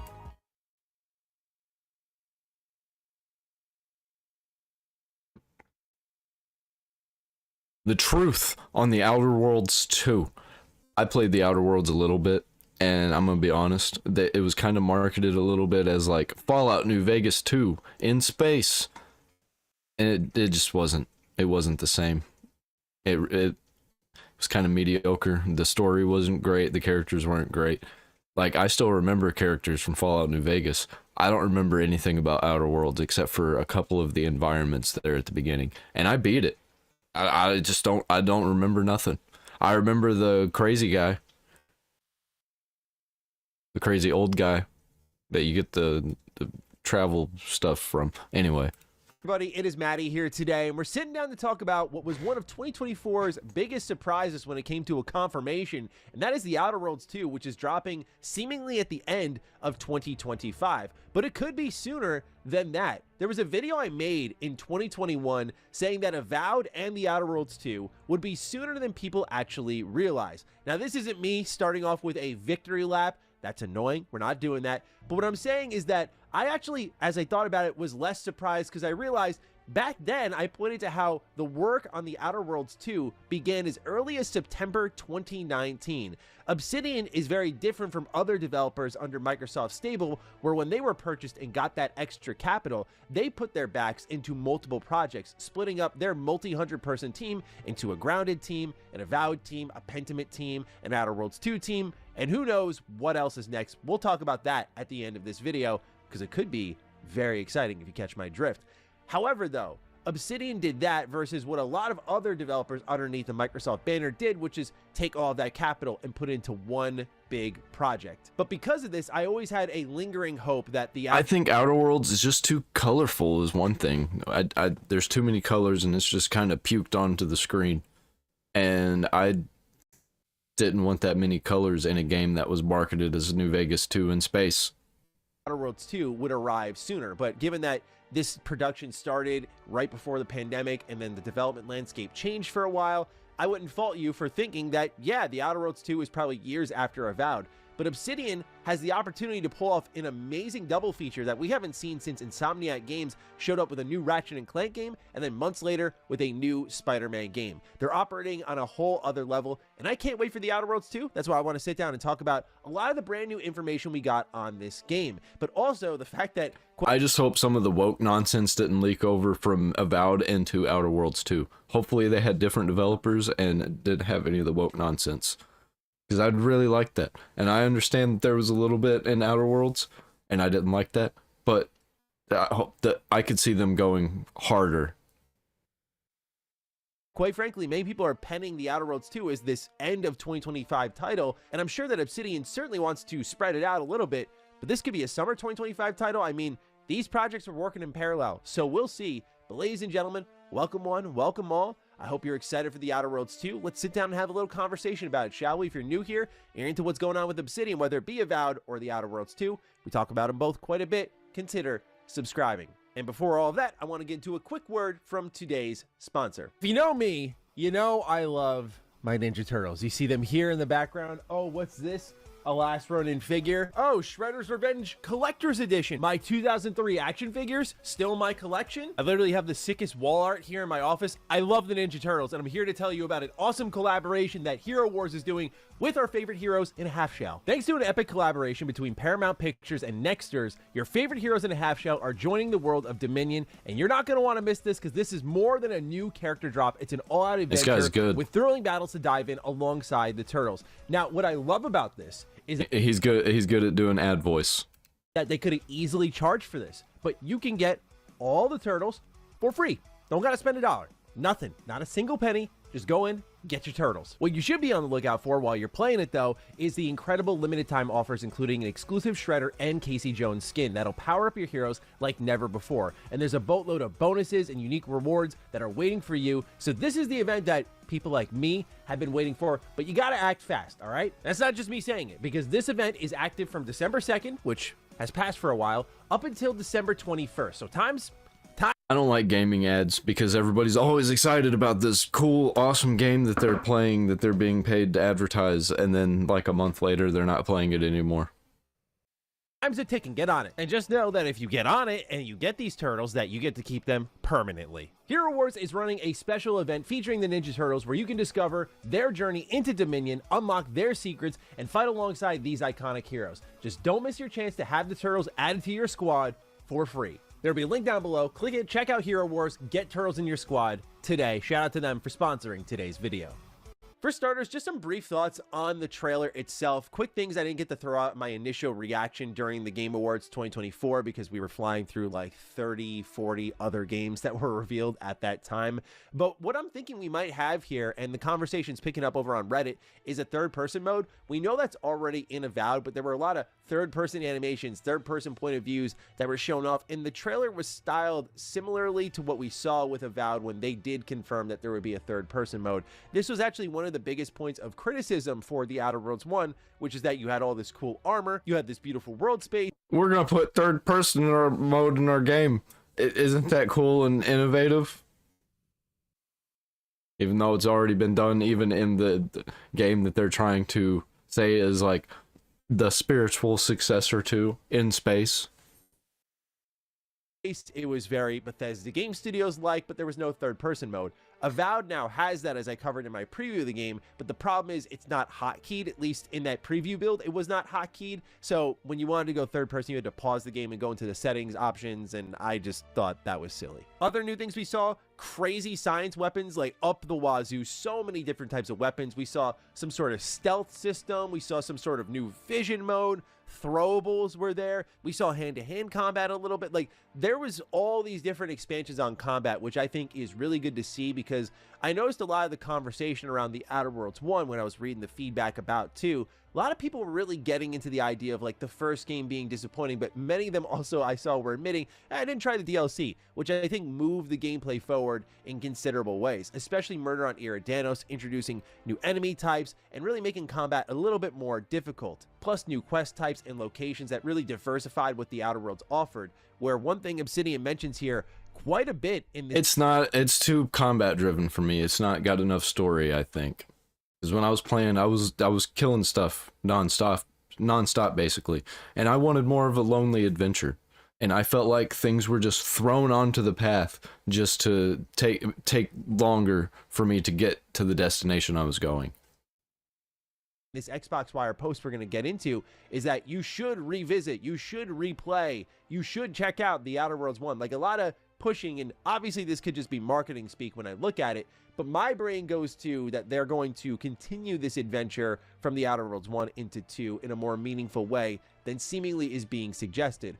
I say all of that because as you start to read through this Xbox Wire post, it seems very separate from what The Outer Worlds 1 did in the terms of setting and who may even be within this part of the universe. They write, in true Obsidian fashion, you'll carve your path through Arcadia, a colony teeming with factions, intrigue, and chaos. It's also a home of skip drive technology, and where the fate of the entire colony and the galaxy rests. As a daring, undeniably good-looking, and questionably competent Earth Directorate agent, you're tasked with uncovering the source of devastating rifts threatening the entire galaxy. And talk about stakes, the choice of how you deal with these rifts is up to you. Your world's your way, as we say at Obsidian. Now, are the rifts the only thing threatening Arcadia? Of course not. That would be too easy. A factional war between the benevolent rulers known as the Protectorate, a rebellious scientific religious order, and a corporate megapower has the colony torn apart. Each is trying to close or control the rifts for their own good / monetarily profitable needs. Church, state, and capitalism. Who will win? Well, that's really up to you. This is your game. We've said the choices were yours through the whole time. See, that's the Obsidian motto. Yeah, you get it. So I really like the concept that they're going for in space. I really like the whole idea. It's just the characters and the story that it's if you're not better than Borderlands, you can't be a good game in my eyes. This is actually interesting because if y'all are like me and you had the lack of a privilege to play the Shattered Space expansion, this sounds just like that. Like space drive technology, a religious faction in the middle of it who's also scientifically driven. Like this really does sound exactly like what was happening over with that Shattered Space DLC. And I say that and laugh, not as a dunk on Bethesda, but when the Outer Worlds 1 came around, Bethesda was doing this Fallout First program, and it was awful, and it felt like they were totally detached from what made Bethesda Game Studio special. And here comes the Outer Worlds 1 as literally the perfect game at the perfect time, answering exactly what people wanted, and it did really well because of that, and also the many great things it did individually that people were just attracted to. And now you see Bethesda misses hard on a DLC, and here comes a game with very similar ideas that could very well execute them better than Bethesda, which just seems to be what Obsidian's done. In this case, you can't say it's intentional. Like, these are just in too close proximity to one another. So it's just insane to see how it's playing out once again. That Zeitgeist alone, setting very... And I think it's weird that Xbox is producing both of them. Like, they're producing both games, and they're going to be competing with each other. So Xbox is competing with themselves. That's what happens when you get to this level of bureaucracy and like everything owning each other. Very different. We're talking about Arcadia, New Colony, and this is so new that there is no information on this place. None whatsoever. Like, nothing in game, no mentioning of it, no wiki pages mentioning it, no community member knows what it is. They're moving into a completely different area. This opens up a whole new potential of just no returning characters, all new everything, and I just wonder what that direction is. The main thing that they do mention here is about the board still kind of being dissolved, so there is some sort of continuation, but the way I think about it a little bit is how Octopath Traveler 1 and 2 work off each other, where they're within the same world, but they're at completely different points where you can see the continuity, but it's a good starting point for the second one as much as it is the first one, so you can really get into the game series anyway, and maybe that was the vision of the Outer Worlds too. A little bit... Octopath Traveler 1 and 2, 10 out of 10 games. Perfect. There's no issues at all with those games. I love them. Like Fallout, where... Again, this is a series that was clearly inspired by those types of games where, hey, you could jump into Fallout 2, 3, 4, New Vegas, hell, even 76, the first one. You can jump in wherever you want to start your adventure and just see what this series has to offer over time, if that's what you'd like to do. So it seems like it's a sequel in that sense based on what little information we have. Yeah, then instead of being a direct sequel, yeah, that'd be cool. That'd be fun to actually do like the Fallout thing where you're just like, well, it's the same place, kind of. But different time, different people, different setting, different place in the universe. Right now, that's at least my assumption. They also mentioned here and really emphasize the point that it's an RPG. They say when it comes to crafting your commander, it is a full-on RPG with RPG elements, time from ability points to skill checks and conversations to even how flawed you want to be, because let's admit, no one is perfect. How you build your commander and chart your way through the narrative is uniquely yours as you plunge into this player-driven story, whether you're a disciple of diplomacy, a smart strategist, a crusader of chaos, or defiantly different, the choice, you guessed it, is yours. Oh, and with this being the Outer Worlds, yes, you can be dumb. I noticed a lot of people glancing over this, but I think it's really important to highlight RPG with RPG elements, and also highlight that you can be dumb. The dumb ending in the Outer Worlds 1 is still one of the funniest ones I've seen. You can literally fly into the sun. It's a thing. I will give it to the Outer Worlds. At the beginning there, I was exploring a little bit with how the choices would work, and I was doing a lot more quick save, so I can go back and keep doing all these choices, make the wrong choices, just to see what happened. You know, there was a lot of that, but a lot of it just didn't make sense, though, and it wasn't cohesive. But it was funny. I'll give them that it was funny a lot of times. Of beauty. So I love that they're bringing back being stupid in this game. Low intelligence playthroughs in the old Fallout games were great. I love that there are modern games still hanging on to that sort of stuff. But what we see here is an RPG with RPG elements. And I talk about this because a lot of games use RPG elements but are not an RPG. And in turn, I've said this for about 7-8 years now, that the term of RPG, like, oh, you're an RPG, it gets watered down. It means less and less because it's the genre that so many developers borrow from. Yeah, Assassin's Creed is an RPG now. Every game has a skill tree. Every game has a perk system. These used to be exclusively RPG elements, but now genres are, as I've talked about many times as well, turning into blenders and taking ideas from others and putting them into their own. So it's important to highlight that this is still an RPG with skill checks, choice and consequence, that sort of thing, which Obsidian is really well known for, and that has me excited. Interestingly, they also mentioned here, on top of that, the universe is expanding beyond the game. The Outer Worlds 2 will be featured in the upcoming Secret Level anthology series streaming on Prime Video. Tune in on December 17th for a short story that takes place between the Outer Worlds and the Outer Worlds 2. While you may have thought that was a lot of shilling, the Secret Level episode is legitimately good, and if the board were around again, see referencing past tense, they tell you it was mandatory viewing. I feel like this is going to end up being, I don't want to oversell it, but more important than we actually give it credit for, because again, we have very little knowledge on Arcadia, and this Secret Level thing is coming around, and it feels like it might be our first bit of information on what's happening at least between these two games. What's the setup? Is there going to be some sort of continuation? And normally I'd be like, whatever, but Shadow Labyrinth, which got announced at the Game Awards, was a continuation of what was shown off during Secret Level. So this makes me want to check it out as well. I mean, these are quick 10, 15 minute, whatever episodes. So why not, right? Either way. But I do wonder just how far they're going to carry things here with the Outer Worlds and kind of bridge these stories together, if anything at all. I think the biggest shame, if they're completely separate, is we miss out on Parvati. I would love to see Parvati swing around just one more time, but you know what? That's what makes her character special. Maybe it's just that we get her in the Outer Worlds 1. She's special to that game. Okay, so that's really a lot of what we know about the Outer Worlds 2, which is bare minimum. Let's keep it real. But a lot of these weapons in this game, like I said, Parvati, was that her name? Better than Piper. I'll give them that too. Better than Piper. Outer Worlds 1. However much I did not like that game, better than Fallout 4 in every way. I'll give it that. Fallout 4 is a 6 out of 10. Outer Worlds 1, 7 out of 10.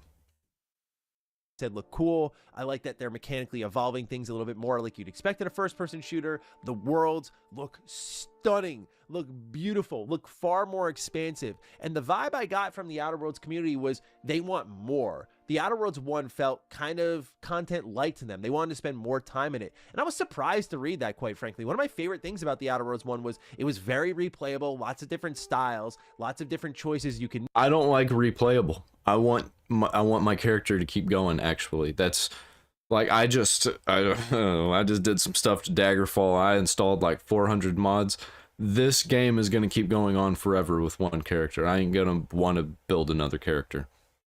And it was kind of quick. It was like a 30-hour RPG for just the base game. With the DLC thrown in, it was much bigger than that. But when you were looking at it on its own vanilla Outer Worlds, like, it was a very palatable RPG, which I feel we need more of. But it seems like, based on at least what they said in the trailer, at least double the size, is that the Outer Worlds 2, I mean, we could even see in the trailer, is going to be huge. This is going to be a way bigger game than the first one. And I think that is the expectation, where Avowed was going to be more of the KOTOR style design, where we saw with like Halcyon, for example, in the Outer Worlds 1, that really opened things up big time. So now the Outer Worlds 2 is rolling around. Are they going to continue that more open planet hub structure? That is my expectation. But I also want to talk about Obsidian's future. No doubt this point will come up in many a Maddie video, so congrats. You're hearing it here first for the first time. All right, so what we're talking about is Fallout. For a brief moment here, you got to indulge me. Okay, I had this crazy thought of, okay, this is really what's happening. Obsidian actually is going to be done with their major RPG projects, all things pan out well, in 2025. Okay, wow, they're free now. Their main RPG teams are free now. Coming into 2026, we have rumors of Fallout remasters floating around, and then we have Fallout 5 after Elder. I could see Obsidian being in charge of the Fallout remasters, and I'd be okay with that, and I will play them and probably buy them as long as they don't change stuff. I don't know what they would change, but I could see them changing stuff. I don't want them to change stuff. Scroll 6, the timeline, as we have shaken it up many times before, is lining up well, where Obsidian has expressed many times with their CEO, Fergus Urquhart, about wanting to work on Fallout one more time. The desire is there, but more importantly, the timing is now aligning, where their biggest RPG teams, both Squad A and B, will be free outside of DLC support, post-launch support, you know, all that stuff.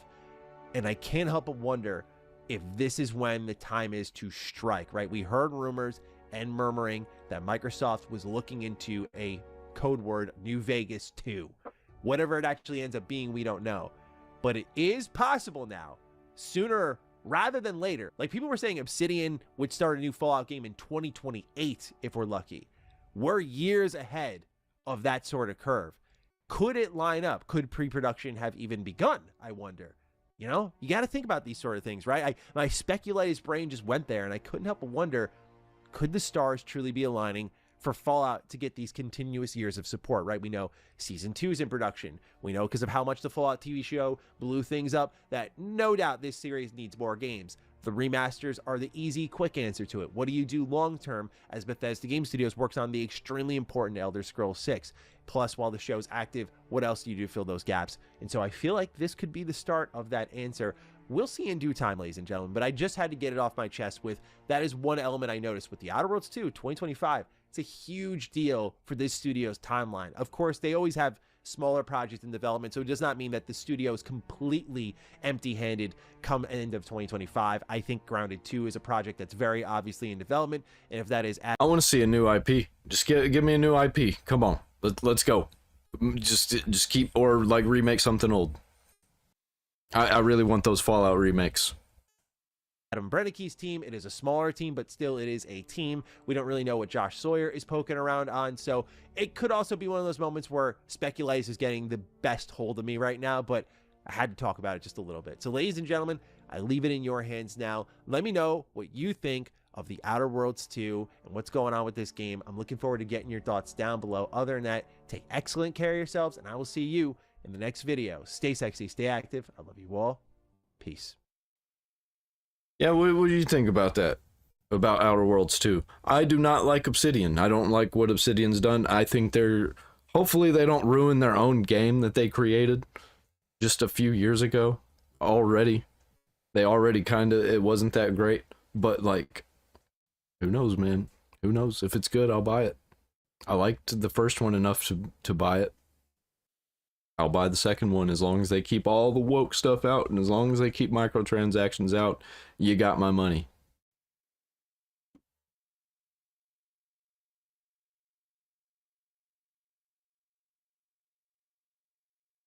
And I'm just gonna cap this show off with one more video. Everybody is a total mess, and you should be one too. From Xerbia. I love Xerbia. It's not every day that he releases a video. But when he does, you know I'm going to react to it. I'll go ahead and give it a like, because I know it's going to be good. And it's going to be trippy. And I'm going to learn nothing, probably. And that's the point. You just indulge. Hello, Giraffe. How are you today? Why the long neck? Oh, you've got the SADS, haven't you? Well, why don't we phone a friend and cheer you up? Ring ring.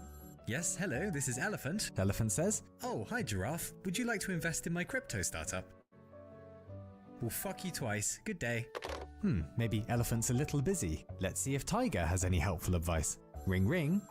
Какво искаш, бе? Tiger says, Опитвам се да се надрусам. Не ми звъни повече бедата Еба, топонар. well, that didn't go very well, did it? I bet you feel even more alone now, don't you, Giraffe? Yep. You're probably thinking about graduating from weekend roast potato binges to weekday gin tonic benders, aren't you? No, Giraffe, that's not the way. Probably. Now look, the world is awful at times, it really is. The only thing I dislike more than living here is myself. But that's okay, we all get the blues sometimes. It'd be weird not to, considering how strange everything is. Perhaps the real problem is... I can barely keep up. This video is so weird. But I mean, like all of them are. This one's just weirder than normal. I don't know what this video is about. That we've built a culture where we aggressively enforce the idea that confronting the sad truths of the world is unhealthy or weird. That despite the Powerpuff fact Girls? that we all do it, that we have to. And that actually, at the bottom of it, underneath kind regards and birthday cards, everybody is a total mess. And you should be one too. So there's about 8 billion of us little parasites at the moment, and average life expectancy is around 26,000 days, which means that chances are about 300,000 people are having the worst day of their entire lives today. And isn't it nice not to be one of them? But it will come our turn at some point, of course. And what does one do when one's talking about all your friends and family are dying? life falls apart? How the hell would I know? Do I seem like a happy person to you? But we might want to talk about this obscure composer you won't have heard of, who in 1876 wrote to his nephew saying, "Indeed, my life is of little worth to anyone. Were I to vanish from the face of the earth today, it would be no great loss to Russian music." That was actually, true. oh, you know, Fucking Tchaikovsky, easily one of the greatest composers who ever lived. Swan Lake, the Nutcracker, you know the cunt. And yet somehow doubted himself constantly. Or take this writer, a struggling unknown, considered himself hideously ugly and stupid, and disliked his work enough he wrote to a friend asking that, after his death, all of his stuff was to be burned. He died at 40 from tuberculosis, and his friend ignored his wishes and had his stuff published anyway. The man was, oh you know, Franz fucking Kafka, one of the greatest writers of last century. Or how about this unknown Mexican painter living in the shadow of her famous lover, convinced of her naivety, sure she was a failure. Maybe you've heard of her husband, Diego Rivera. You've definitely heard of her though, Frida fucking Kahlo. Today we would generally know Diego Rivera as her spouse, not the other way around. We love you, Frida. But those were all artists. It'd be a bit suspicious if they weren't all a little bit blah blah, no? Well, how about this American statesman in the 1800s who lost his mother at 9, then his sister at 19, then his 11-year-old son? Himself, he suffered numerous bouts of the SADS, writing once, "I am now the most miserable man living." I get it. This video was basically telling you, like, you don't really know how great you are until you're dead. If what I feel were equally distributed to the whole human family, there would be not one cheerful face on the earth. Wouldn't expect you to know him, that was just Abraham fucking Lincoln. Add to the pile Michelangelo, Florence Nightingale, Beethoven, all of them slipping into periods when they reported they went to a place for a while from which they simply could not find their way back to themselves. The thing is, we only know about their struggles because their lives are well studied. We're not famous, but we get the blues too, of course. And oddly, it turns out that our brains mostly process physical pain and emotional pain in the same regions, and find it rather hard to tell them apart. The SADS actually do hurt. Have you hung out with people after their hearts have been broken? It's like they've been shot. Now, if so many of us go to the bad place in the course of our lives, and if civilization is so old, how come we still don't have an agreed sense of how to combat or even talk properly about the emotional ouchies? We know what to do about dicky tummies and broken legs. Why don't we know how to fix broken souls? Probably because we rarely know how to describe any of this stuff, even to ourselves. English is terrible for talking about complex emotions, especially the sad ones. Other languages are far more specific. For example, Yahuburni, the Arabic for hoping you die before someone you love so you don't have to live without. Bro, this music is making me slowly go insane while he's just speaking about everything and nothing at the same time, and also somehow making total sense and making no sense at all. This video is a total mess. And it should be. Without them, or l'esprit de l'escalier, the French for literally the wit of the staircase, for when you think of the perfect comeback you could have said to a joke or an insult but you've already left the party, or cavalieri scaldati, Italian for reheated cabbage, as in trying to restart a relationship that didn't go great last time, it won't this time either, please stop it. But we're lacking for nice things in English too. Cafuné, Portuguese for when you're running your fingers through the hair of someone you rather like, or koi no yokan, Japanese for when you first meet someone and you already suspect that the two of you might be destined to fall in love, and my personal favourite, Waldeinsamkeit, German for the feeling of solitude you get when you're alone in the woods, which isn't supposed to be sad at all, but surely that can also be the worst experience, because there are two modes of being out in the woods, no? There's the old having a map and a plan and a big backpack full of Amsterdam truffles, and then there's the other mode, when you're stuck in the woods, lost at twilight, out of allies, with nothing but a terrible sense that you're never, ever getting out of this place, and you're completely alone in the struggle. To Chinese literature now. Why? Because shut up. And as an introduction, we'll first meet Zhang Zongchang, a 19th century warlord poet who penned such distinguished work as "You tell me to do this, he tells me to do that. You are." What does this have to do with me being a total mess? I guess I'll find out. You are all bastards. Go fuck your mother. No, this was real, honestly. Or the sky god is also named Zhang. Why does he make life hard for me? If it doesn't rain in 3 days, I'll demolish your temple. Then I'll have cannons bombard your mum. But let's jump 2,500 years back. Is that real? Did he really say that, or is this made up? 4th century BC China, Lao Tzu is a great scholar who eventually gets tired of the kingdom he's living in and decides to go off and be a hermit, so one story goes anyway. But a guard recognizes him at the city gate as he's trying to leave and says, "I'll only let you through if you write down all of your wisdom." Lao Tzu agrees and knocks out the Tao Te Ching, the founding text of Taoism, a religion still millions strong in China, Malaysia and elsewhere today. Now, no one's actually sure if Lao Tzu even existed, it's unlikely, but the Tao Te Ching sure does. Tao literally means... What was the point of telling me that? Way, or the path, if you like. That is, the unfolding of the universe, more or less. Do we exist? Is that what you're telling me? Like, we probably don't exist? So, don't worry about it, be a mess? It's okay to be ridiculous and not knowing what the hell's going on, because I don't know what the hell's going on, and this is ridiculous. And one of the central questions of the Tao Te Ching is, cosmically, we know sod all about why anything is here, historically, we're often powerless, and in our personal lives, we're strangers even to ourselves sometimes. How the hell are we supposed to live like this? And the Taoist answer, partly, is that we have to give up trying to be masters of everything. Wu Wei, or doing but without striving. Abandoning the fantasy of control and accepting that we're not in charge of any destinies, least of all our own. Why do birds migrate? Because they feel like it. Why did I spend all of last Monday drinking mojitos and lying on the floor pretending to be an iggly wiggly squid? Because I wanted to.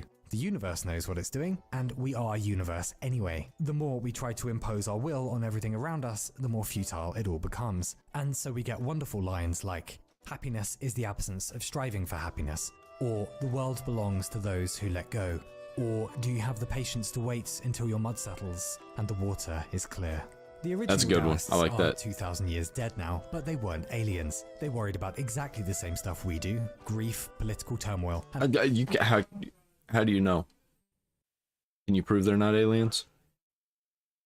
a frustration at having to exist down here. And their reply to all that was fairly novel. We don't live in utopia, we live in a mysterious zoo of bullshit largely beyond our control. The only choice we get is how to react to it all. Now, I waste your time with all this only because the Tao Te Ching is one of the first serious attempts in history to address the horrors of being alive. And it's probably not a coincidence that much of Taoism really got going a few centuries after Lao Tzu, when China fell into the Warring States period, as in 7 very angry states beating the jolly dickens out of each other, constant warfare. And just at the point when everything became fractured, Chinese thinkers began hungering for a mindset to live through the chaos by. It's funny how that happens. Personally or historically, something goes awfully wrong and we end up looking for new ways of seeing. But anyway, it's alright because stuff calmed down and everything went swimmingly after that. Except for over in Europe at that time, Athens is getting pulverized by Bro, I was about to say, nothing ever goes swimmingly. It may go swimmingly for a little while, especially in these videos. We're only halfway through it, so like, it's got to get way worse before it gets better. Spartans in the Peloponnesian War with thousands dead, but in the aftermath of all that instability, out pops Stoicism, an attempt to simply accept a changing and unpredictable world. If you can't put the fire out, then you may as well toast marshmallows over it. But it's alright because stuff calmed down and everything went swimmingly after that. Except then in 64 Here we go with the repetition and the numbers. Okay. AD with the Great Fire of Rome destroying just, 70% of the city. Then 79 AD with Vesuvius the volcano going off and barbecuing thousands of people. Then 165 with the Antonine Plague sweeping through the Roman Empire, killing, just 10 million people. Why is that lady holding her tit? You can't see it. Right there, next to my chair. It's weird. Why is she doing that? Stuff calmed down, and we're just in time for what's sometimes called the worst year in recorded human history, 536. A mystery fog has just turned up, probably thanks to a volcano going off in Iceland. The fog will last for almost 2 years. Dude, how many times does Iceland get messed up by volcanoes? Aren't they getting messed up by one right now? Turning the sun into more of a cloudy moon. It'll be the coldest decade in 2.5 millennia. Crops start to fail because, obviously, widespread famine gets going, setting the stage in a few years for the Justinian Plague, which will kill eventually tens of millions. Then 755 and the An Lushan Rebellion begins in China, a civil war that'll kill around 13 million people. Then the Mongol campaigns, wiping out maybe 40 million people. That's so much murder that it removed maybe 700 million tons of carbon from the atmosphere, enough that we can still see it today in Antarctic ice cores. But it's alright because then 1349, Europe gets to enjoy the Black Death, wiping out millions. But out of that, however, comes humanism, where we begin playing... Well, we got all this stuff going on throughout history. When's the last time we had one of these things happen? Like, COVID was bad, but it ain't near as bad as what it could be. Disease X is a thing. That's probably what's going to cause the next worldwide cataclysmic event. I don't know. Does a disease count as cataclysmic? I think it does. With the idea of relying on human reason and compassion rather than exclusively upstairs heavenly stuff. Then the Spanish conquest of the Americas in the 15th century, millions will die to violence and disease. Then the 30 Years' War in Europe in the 1600s, maybe a mere 8 million dead, but it also partly inspires the Enlightenment, pushing personal autonomy and representative government. Then the Industrial Revolution. I think coffee is what started the Enlightenment. The fact that everybody was just all of a sudden drinking coffee and it was easy to get. Bringing enormous innovation, but also urban poverty, out of which, though, we'll end up with, among other things, Romanticism and Utopianism, then the Napoleonic Wars, with millions dead, because, of course, then the First World War kindly dispatches about 50 million people, then the second installment, killing 70 million this time, out of which, though, we'll get existentialism and Dadaism and pacifism, and a bunch of other fun flavours of delightfully modern madness. It'd be better not to have the tragedies in the first place, but it is pretty neat how resilient we can be, even as everything goes down the toilet in our own little lives and on the big global stage, and that we know everything happens for a reason, man. Everything happens for a reason, and it all belongs in a museum. Just as well as our ancestors did, life is cruel and intolerably awful at times, but if one dares to stare directly into the unavoidable abyss of pain, loss and tragedy, the reward at the other end is often new eyes. And maybe beer as well, I don't know, I fucking hope so. But it's alright, because here in the present, stuff has finally calmed down, and everything is definitely going to go just swimmingly from now on. Oh no. I used to see my neighbour in the lift of my apartment block sometimes. He was about 40 and always discussed... Bro, we're about to get real. We're about to get real. Optimistic. I would tell him how I'd just broken my foot or had my bike stolen, and he'd say something like, "Oh, but that's great, you must have learned so much about yourself." These responses always made me want to go out and purchase very pointy medieval weaponry, and so I started avoiding him. Then, a bit later, I was in the basements of the block storing some stuff and found an old public death notice. And the notice happened to be talking about my neighbour's wife. It turned out she had died a few years before. I stopped avoiding my neighbour after that. His relentless positivity was still sort of irritating, but in it now I saw an incredible quiet strength that I never stopped admiring. Oh no, I thought. Everyone is secretly broken, aren't they? Yeah, you don't know what people are going through, even if they hold a smile on their face and they're really irritating about it. They might be just holding it in and putting on that smile. Kid is this weird experience of everyone older introducing you to the world. Oh yeah, they say, there's the library, and there's the cinema, and the bakery, and that's the cave of hopeless despair you'll end up in sometimes, where all of your dreams are savagely crushed for no obvious reason. And you say, sorry, what? And they say, oh, and over there is the juice bar. But something happens or nothing happens, and one morning, a little older, you do wake up in the cave, seemingly alone. It's very dark in there, and you wander about for a while, but you can't find the exit. No problem, you think, I've got this compass. But the needle just keeps spinning. No problem, you think, I'll dig my way out. But soon your hands are bloody, so you abandon that. No problem, you think, I'll just wait for rescue. But all you hear are the distant voices of the rest of the world on the beach outside, apparently having a lovely time without you. Why don't you just go outside the cave and go on the beach with all the other people? And so you carve your name into the rock, because what else is there to do here but sit in misery and wait for nothing? But you do come out of the cave again, of course, often with the help of friends, or sometimes via events just as mysterious as those that brought you in here. But you come out of despair and fall back into the world, and hopefully everything is fine once more. Strangely though, perhaps a while later, you pop back to the cave out of curiosity, but with a torch this time, and find that your name was not the only signature on the wall. There were hundreds of signatures of everyone you've ever known, millions from all the others who did their lonely time in here as well. Because it would be odd to go an entire life... Because everybody's been in that cave, man. Everybody got stuck, and everybody wrote their name on that cave wall. I get it. I like this video. This is one of his better videos, in my opinion. I'm actually getting this one. The other ones are usually just like garbled nonsense, and it's just talking about concepts, throwing them all together, and just to say, hey, here's a strange little video that's got some quiet little quips. Without occasionally losing the plot. It would be weird to live as a talking primate, knowing just enough to know that we know basically nothing, surrounded by Bro, it is so weird being a talking primate. I'm confused every day about like how do we even exist and why? What was the point? It was nuts. Like, God's crazy for making us. Disasters, losing people forever as we do, and not have a bit of a fucking wobble now and then. It isn't amazing so much chaos and suffering has happened across history. Rather, it's amazing that it happened and we're still here, still being decent sometimes. That in spite of all the horrors, we still came Like, how have we not ended the world yet?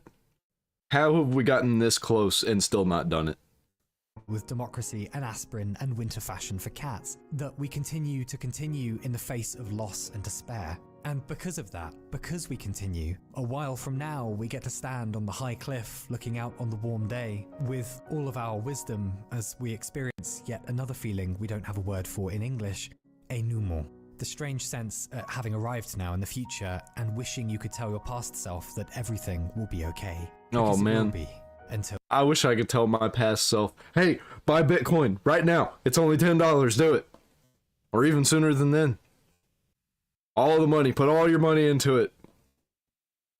the next time you take a little vacation in the cave of despair perhaps, and another version of you waits quietly ahead in the future, having braved those hard times as well, so that you can there's a return giraffe. back to yourself once again, as we always do.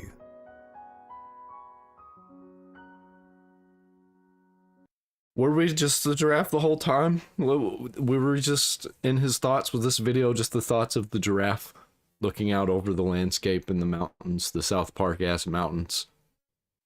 I'd like to think so. That was beautiful, man. I love Exurbia. Did I give this video a like? I will give it a like. I did. Good on him. I feel better. I feel better after watching that. And that's where I'm going to end today's stream. I've got a PayPal down in the description, doobly dang.